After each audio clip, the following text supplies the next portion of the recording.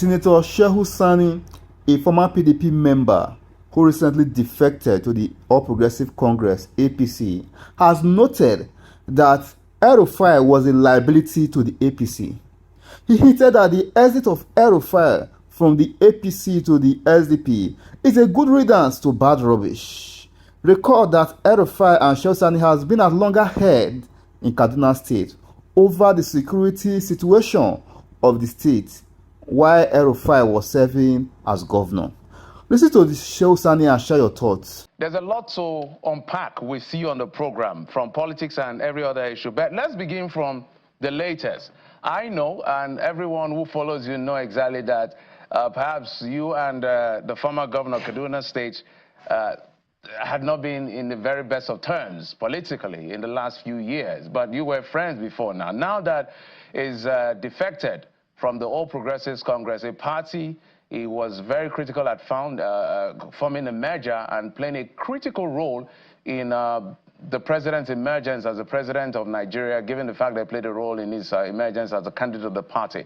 How does this come to you? Because now you're a member of the APC, so you have a stake on the table. Thank you for having me in this your program. Well, first of all, for those of us from Kaduna State, it is a good riddance because he stands as a liability to the party in the state. And I can back this with facts. In 2015, APC had 2 senators. By 2023, all the senatorial zones were taken over by PDP. And out of the 14 House of Representatives seats in Kaduna State, under Nasiru, by the time he left, almost 9 of the seats were won by PDP, 2 by Labour Party, and then 3 by APC. And with him as a governor, the APC also lost the presidential election in Kaduna State, with Aswaju Ahmed Bola to be pulling 399,273 votes and Atiku pulling about 554,360 votes. So you can see that by the time he left, already the party was an unpopular platform in the state. So his exit now is an opportunity for the governor and party leaders of the state to embrace the people of the state and to reconfigure and reset the party towards the next election. That is on one side. And it is said by Shakespeare that the evil that men do lives after them. Nasiru evicted so many people out of the party on the basis that he is the alpha and omega of everything. Today, all that he has done has returned back to him. I think in the past, people say they should wait for a day of judgment, but it is dramatic nowadays that things happen within a jiffy. This was a man who evicted us out of the party and was proud to have said he has sent us to the forest. And today, the Lord has evicted him to the wilderness. He is into political oblivion. What he did to us is what has happened to him without our own influence. And so I can say that for anybody who is from outside of Kaduna State, you can make your own judgment and make your own comment. We have 23 local governments in the state. The governor of the state, even who Nasiru both campaigned for and also campaigned against, because he was double-faced, won the governorship with a close margin of 11,000 votes. So it is now that since he is out of the party, that the governor can reach out to political forces, alliances, individuals, groups, allegiances, and see how he can mobilize support for the party. And Senator, most of the people who went out of the party, who were forced out of the party when he was a governor, have now returned to the party. So it is something of celebration to those of us from Kaduna State, that someone who has become a thorn in the flesh, someone who has pushed the party away from the people, is now out of it, and then people can return back to the party for Senator, if I may come in, goal of winning the next election. Yes. Senator, if I may come in, would you call a man a liability for...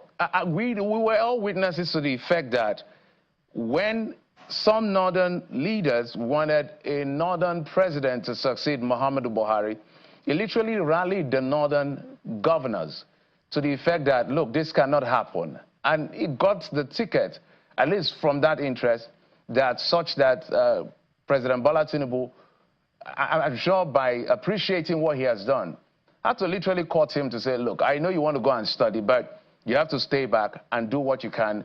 I need you in this government. And he also played a critical role in the emergence of Senator Sani, who is now the governor of the state, at the end of the day. So if a man who was able to produce a governor, quote unquote, bring some level of force to the emergence of the president of a country, would you call that man a liability? Well, I will still pose the question to you. For a man who claimed to have mobilized the North to vote for Tinubu, why did Tinubu lost in his own state? Look at the margin between Atiku and Tinubu. I'm repeating it. Tinubu got 354,273 votes. Atiku got 599,360 votes. So how can I sit down here if I'm a governor of the state and tell you that I have mobilized all the North to vote for you, while I can't even convince my own state to vote for you? And for the first time since 1999 in history... My apologies, Senator. My apologies, Senator. The counter-argument could be, without speaking for him, that even the president himself lost Lagos. As forceful and as powerful, the Jagaban lost Lagos. Well, it is. The president is not contesting for the governorship of Lagos. He's contesting for the presidency of the country. So he can win in other parts of the country and then lose his own. But this is a person who can't even deliver his own state to the governor and to the president. And let us even go by the facts on the ground. You know the situation we were faced with in Kaduna State from 2015 to 2023. A section of the state was marginalized. People were pushed out of their jobs. Homes were demolished. The man that you're talking of has no respect for court orders, and several things that happened, which made the party lost. Yes, he campaigned for Sani, but we have it on record, where in one way he's telling the people of the state to vote for Sani, and in another way he is cautioning them against voting for him. All these things here, we live in an internet age. The voices are there, the audios, the videos are all there. So he had a divided mind over even the person that he brought. And I'm saying it repeatedly, that Sani did not win election because of Nasru, but he lost votes because of Nasru. That's a fact of the ground. Well, for the fact that he was a member and a founding member of the APC in the state, in the whole country, and now he was out of it, that was what he did to us. We are founding members of the APC, at least in our own state. He was so fanatical about Buhari. Any person who criticized the APC became to him like a religion. But today he is out of it. And if you can remember, I was in the Senate from 2015 to 2019. Whatever I say about APC, whatever I said about the leadership of Buhari, he is up against me. And today, look at the table. When we tell them that power is temporary, power is ephemeral, power is superficial. If you are in power today, tomorrow you'll be out of power. People can forget that you are in power, but they will never forget how you treated them while in power. If you happen to be in a position of authority, know that there will be tomorrow. And the life you will spend outside of power will be longer than the one you spend in power. They were in power, they were intoxicated with power. They speak with authority, with audacity, with arrogance, and think that there will be no tomorrow. Tomorrow has come. He is displaced. He said in the past that we have gone into oblivion. Today we are back to our homes, and he has gone to oblivion. He sent us to the forest, and today he's in the wilderness. That is how it works. Whoever have found himself in a position of authority or power should know that there will be tomorrow, and tomorrow has come. All the people he sent out of the party are now back to the party, and the party whom he prided himself to have established or founded is out of it. I said it repeatedly that take caution. Power is not something you should misuse and abuse, and this is exactly what it is. He's back to his trenches. And we need an opposition in the country, there's no doubt. If you don't have opposition, the government sleeps, and then we head to a tyranny.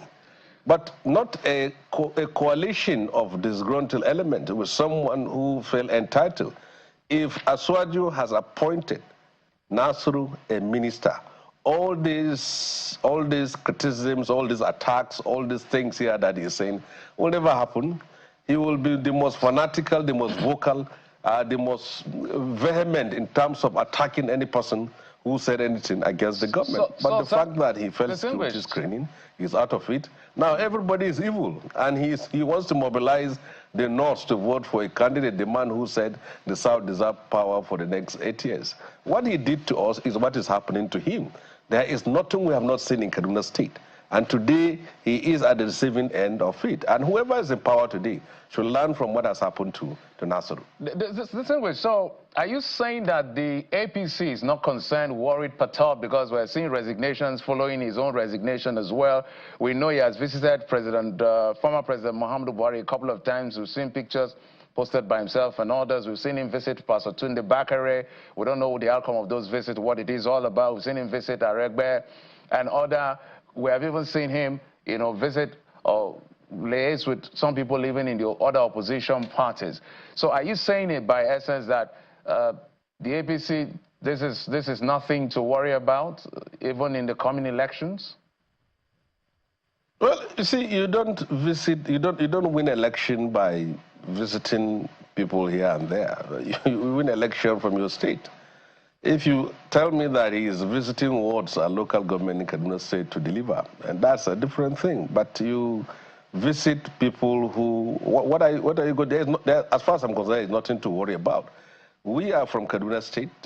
We live in Kaduna State, and we know that his exit is of no political consequence to the state. The governor is doing a fantastic job. He is reaching out. He has cement. He has bent fences. He has built bridges. He has reached out to people from all parts, all people who have been marginalized, ostracized, and evicted out. He has reached out to them. And we have peace. We have unity. The people, the House of Fulani from northern part and the Christian part of the southern Kaduna are now living peacefully with each other. When last have you had our school have been attacked by bandits and schools where people were kidnapped? Though there are still pockets of insecurity.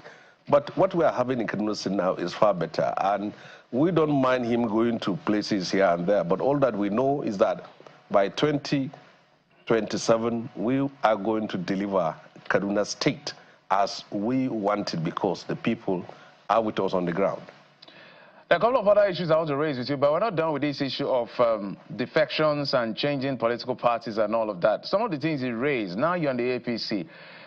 Maybe we'll take a look at, he has raised this before. I know he had granted one interview and he spoke about some internal democracy, internal processes. Coincidentally, just a few days after that interview, the APC actually held its NEC meeting just almost 2 years after. But if I read some of his thoughts, which I had read earlier, I said development in the last 2 years confirmed that there is no desire on the part of the party, desire on the part of those who currently run and control the APC to acknowledge, much less address the unhealthy situation of the party. What do you think he's trying to say here? Because this is the premise under which he's leaving, in his words. Everybody can speculate as to why he's leaving, whether he wasn't given a ministerial position, he's angry with the president, who he felt should have protected him, even when the Senate rejected him, and all of the issues that were raised. But there are issues within the APC, now that you're in the APC, that this letter should address. Well, when a state governor, a disgruntled former state governor, makes claim of lack of internal democracy in the party at the national level, for someone like me, I would just laugh over it. Come to Kaduna State. I don't speak from Kano, Katsina, or those states. I'm talking about the state where I come from and he comes from. For the whole period he served, from 2015 to 2023, there was never internal democracy in the APC in Kaduna State. Whoever was the chairman of the party, secretary of the party, whatever of the party, they were all his nominees. All the local government chairmen were all his nominees. All the speakers are all his nominees. Everything begins and ends with a state governor, typical of what happened in every state. So it is convenient for him now to say that because he's out of the system. So anything he will say, he can continue to say. But whatever he is going to say about this party is the same thing that he has done while he was a governor of the state. On 3 occasions, the national body sent in 3 people to reconcile the crisis in Kaduna State. He refused. The first committee was set up by Masari, if you can remember, the former governor of Kaduna State. He refused to listen to him. Shehu Oni was sent to reconcile people in Kaduna State, APC. He refused. The third was Inu Abdul-Qadir, related to Inu Abdul-Qadir, the former national legal advisor of the party. He ended up demolishing his home. So he doesn't believe in democracy. All those things which he is saying are not things he believes in. But for the sake that people want someone who can criticize and be an avant-garde against government policy, you can line up behind, but try and know the person who is going to line up. I'm telling you, you can mark this word here. There will soon be crisis in the SDP, as long as he is there. And you will mark my word, it's going to happen. There will be crisis in the SDP, because wherever he goes with his own character. Leopard never changes his skin. And I'm saying it very blank, that what you think will happen is not going to happen. Kaduna State will remain firmly under the control of the governor of the state, whom he has been enjoying the goodwill of that state. And despite me, I said it very well, we went to the APC. If today he's going to come back to the APC, I will pull out of the APC and join another political party. Even if it's Labour Party, I will join. But I can't stay with someone whom I know habitually will always create crisis wherever he is. And I'm saying it in clear terms, that Kaduna State will be run fairly and squarely by the governor of the state as it is now. So clearly, wherever Nasser El-Rufai is, we can't find Shehu Sani. Wherever Shehu Sani is, we can't find Nasser El-Rufai. That's the take. But finally, on this particular thought, on the defection or leaving of the party, it's literally saying he's rallying opposition to challenge the APC in coming elections and in 2027. Some people have said unseating an incumbent is a tall order, but he believes he can do it. What do you think? Why do you think he has that impetus or that courage or boldness to say the things he's saying, and is very confident that he's going to shock everyone? Well, I know that these are some of his antics, and for us, we will not say anything, but we will lay the card and we will see what will happen as far as the next election. Only God knows what will happen tomorrow. Nobody knows who's going to be alive in 2027. But if we are alive and healthy, we will see who will carry the day between us and him. I think he's from Kaduna State. That's where we come from. Well, let's put the cards on the ground and see what is going to happen. As far as I'm concerned, the result will speak for itself. But I'm telling you assuredly that the party will win at the presidential and the state and the National Assembly elections. In the state, and as far as Kaduna State is concerned, I'm not talking about our state, but as far as Kaduna State is concerned, we're going to win the next election. As for rallying the opposition, well, if the opposition see him as one with a moral standing to line up behind them, well, good luck to them. I can't say anything about that. In general terms, this is democracy. We need a vibrant and potent opposition that will hold the government to account and then make sure that people in power are also on their feet. But when you line up this disgruntled element of this kind here, who are likely going to whip up sentiment, we will be ending up nowhere. And I believe that this is where they are going. The SDP will see all those issues that I'm lining up. It's just a question of time. But with or without him, as far as I'm concerned, he's politically irrelevant in our state, and we're going to win the next election.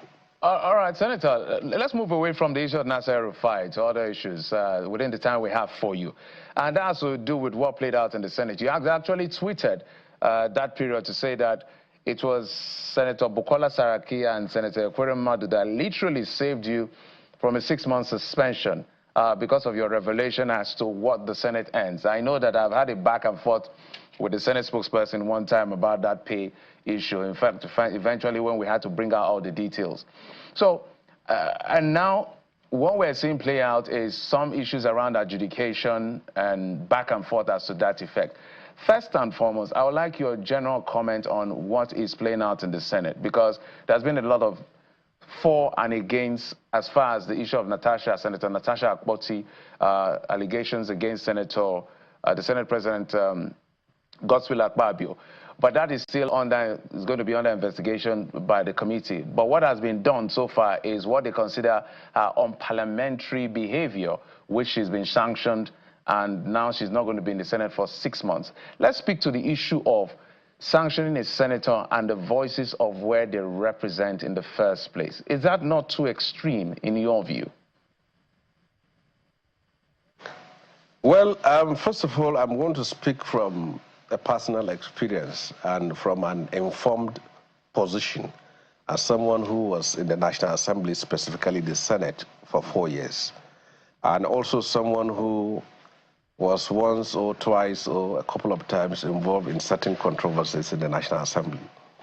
Well, sometimes around 2018, when I was in the Senate, I nearly got a suspension when I made a revelation on the salaries and allowances of the senators, which was the first time in the history of this country that people start knowing what we are earning, the kind of alert that we're receiving. And it is on record that Saraki and Ekweremadu rescued me from being suspended. But it is important for us to know that suspension is part of the guiding rules in the National Assembly. It wasn't written by Akpabio or anyone. He inherited it, and I think he used it. But I will use this opportunity to talk to Nigerians straight as far as this issue is concerned. I have seen some people align themselves with Natasha, and I've seen some people align themselves with Godswill Akpabio on the controversy in the National Assembly. The question I'm going to ask Nigerians who have taken sides is, how does the issue that has become a controversy affect your life? Let us take it one by one. The controversy is not about the life of ordinary Nigerian that Natasha and Godswill are fighting over. The controversy is not the issue of the raising of electricity tariff. It's not the issue of raising of telecommunication. It's not the issue of prices of commodities. It's not the issue about people being unable to pay their rent or people being unable to pay the tuition fees of their children. It's not the issue of poverty or insecurity in Nigeria. It is the issue of the sitting arrangement of the Senate that escalated to a sexual allegation. Sitting arrangement of the Senate, how does it affect the lives of the common man who is battling to survive day and night? So before people get into politics internal conflict, I think it's important they ask themselves, how is that important in their lives? We are not in a situation where one senator stands up to oppose the policies and program of government, or one senator is advocating for a certain people's-oriented, masses-oriented policy, and the Senate president was opposed to it. It's not the issue. The issue is about sitting arrangement. Every senator you see sitting or standing in the Senate, he is speaking, or he has to speak from the seat that is allocated to him with his name tag. Is there. And the arrangement is such a way that the senators you see on the front row are the principal officers, followed by ranking officers behind them. And people who are coming newly to the Senate are in the back row. It has been there since time infinitum. That was the arrangement. And now it became a controversy. And now then an allegation came on sexual harassment. What is the allegation of sexual harassment? We went to visit a house which he has built, and then he made a comment, and then that comment became the sexual allegation. Now, you ask yourself, it's not that it's a hospital that was built. It's not that it's a school that was built. It is a house that was built, and someone was there. And it is not that the masses in Ibadan or Sokoto, Kano, Katsina, or Port Harcourt were invited to come and see a new hospital was built. So, to me, I think if you go through it, you'll find out that there was a time that there was cordiality, friendship, and understanding between the two senators. And then somewhere it gets sour. When the going was good, Nigerians never knew anything about it until it went bad. And I believe that the two will reconcile, and Nigerians will be left out of it.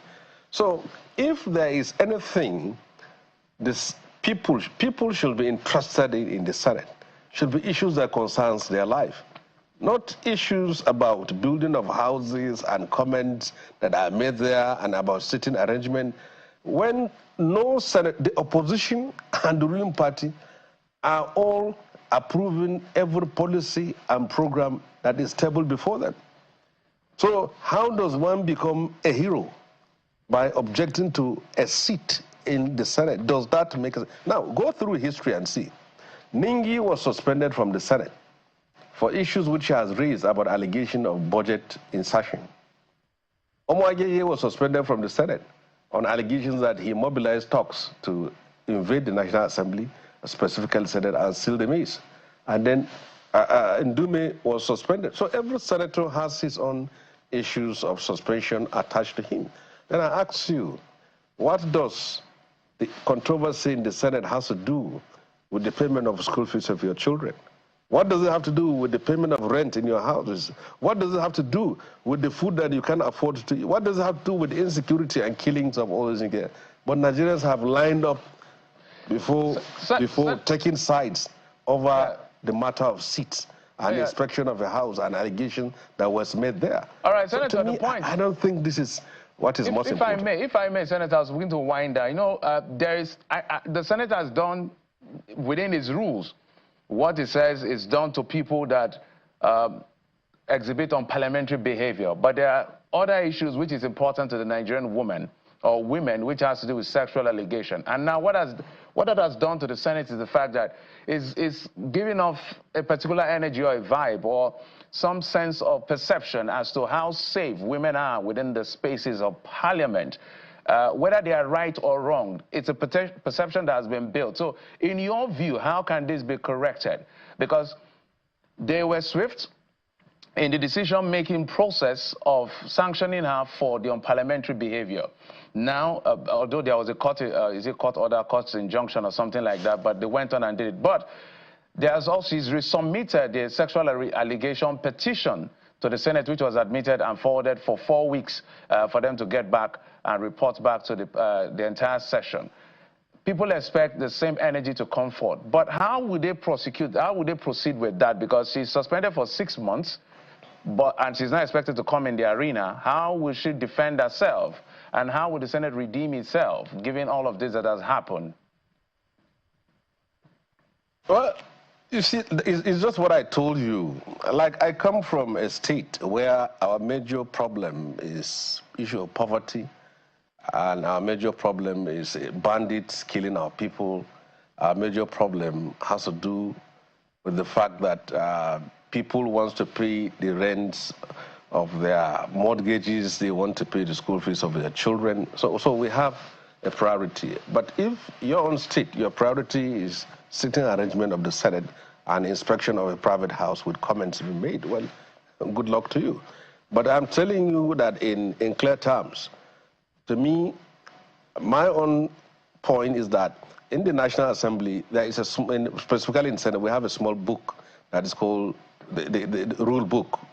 And that book clearly spelled the conduct, the behavior, the duties and responsibility of every senator. It wasn't written by the 9th or 10th Senate. It's been there for a very long time.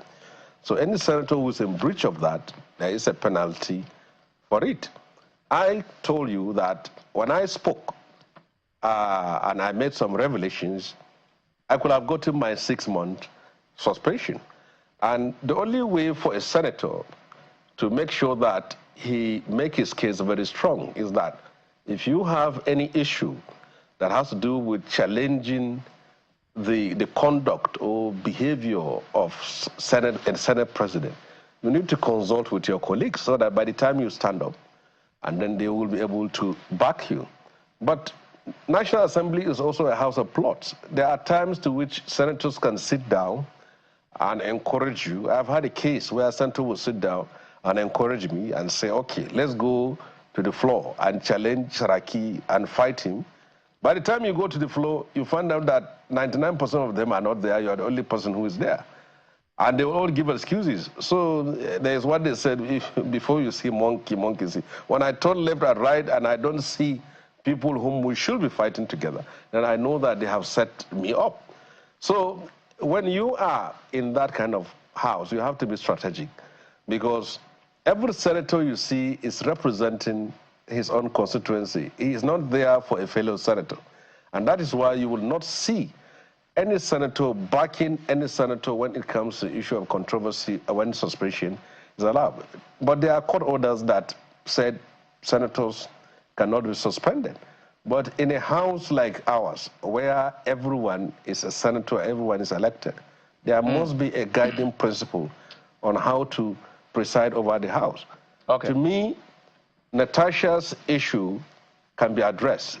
The opposition leaders in the House should consult with the Senate leadership and then see how this issue can be addressed and they move on. But I have seen her standing alone, and the members of the PDP and Labour Party were all nowhere. They are all even appending their signature for her own. All right, Senator. Then you know that she's acting alone, just like the way I acted alone in my own time. All right, so Senator. to me, I think if you are a senator elected there to be responsible, to be honorable, and to know that you carry the weight of the people you represent, and you have a duty, a moral duty to defend the integrity and the sanctity of that institution.